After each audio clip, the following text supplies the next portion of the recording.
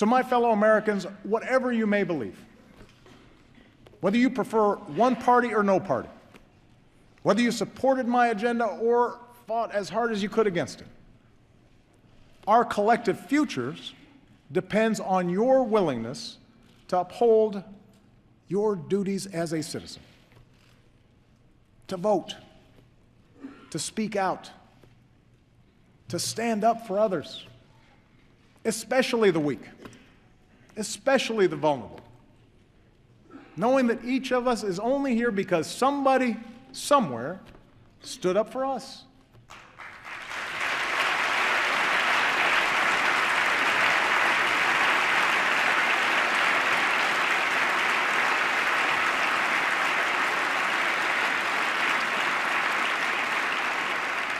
We need every American to stay active in our public life, and not just during election time, so that our public life reflects the goodness and the decency that I see in the American people every single day.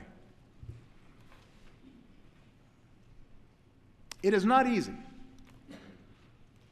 Our brand of democracy is hard. But I can promise that a little over a year from now, when I no longer hold this office, I will be right there with you as a citizen, inspired by those voices of fairness and vision, of grit and good humor and kindness that have helped America travel so far. Voices that help us see ourselves not first and foremost as black or white or Asian or Latino, not as gay or straight, immigrant or native born, not Democrat or Republican, but as Americans first, bound by a common creed. Voices Dr. King believed would have the final word. Voices of unarmed truth and unconditional love. And they're out there, those voices. They don't get a lot of attention. They don't seek a lot of fanfare. But they're busy doing the work this country needs doing. I see them everywhere I travel in this incredible country of ours. I see you, the American people. And in your daily acts of citizenship, I see our future unfolding. I see it in the worker on the assembly line who clocked extra shifts to keep his company open, and the boss who pays him higher wages instead of laying him off. I see it in the dreamer who stays up late at night to finish her science project, and the teacher who comes in early, maybe with some extra supplies that she bought because she knows that that young girl might someday cure a disease. I see it in the American who served his time, made bad mistakes as a child, but now is dreaming of starting over. And I see it in the business owner who gives him that second chance. The protester determined to prove that justice matters.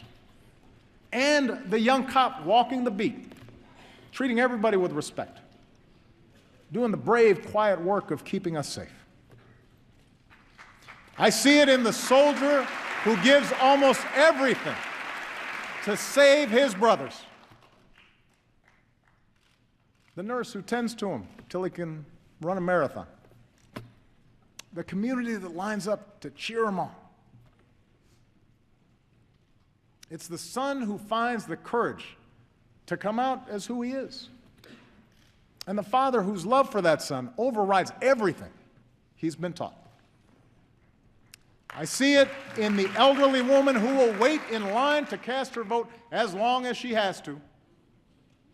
The new citizen who casts his vote for the first time.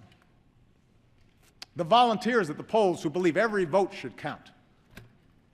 Because each of them, in different ways, know how much that precious right is worth. That's the America I know. That's the country we love. Clear-eyed, big-hearted, undaunted by challenge, optimistic that unarmed truth and unconditional love will have the final word. That's what makes me so hopeful about our future. I believe in change because I believe in you, the American people. And that's why I stand here as confident as I have ever been that the state of our union is strong. Thank you. God bless you. God bless the United States of America.